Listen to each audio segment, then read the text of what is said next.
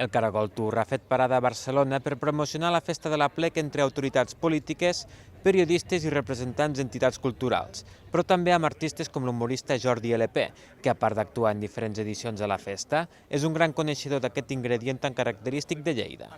Possiblement la gent quan ho veu, ostres,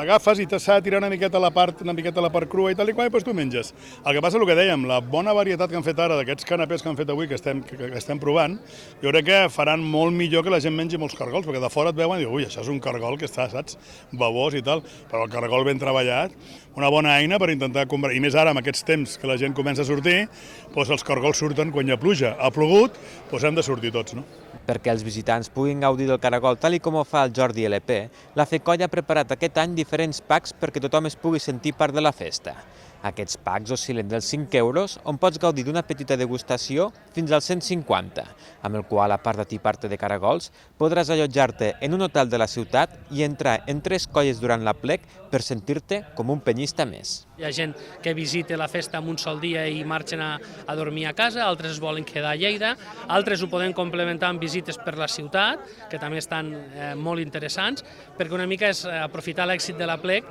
per intentar a nivell turístic promocionar la ciutat i que la gent conegui tots els racons i el patrimoni tan extens que tenim a Lleida ciutat. Una altra de les novetats de la FECOI serà la col·locació fora del recinte d'un escenari on hi actuaran durant tot el dissabte diferents artistes emergents de Lleida. Serà una activitat oberta a tots els penyistes i visitants de la festa.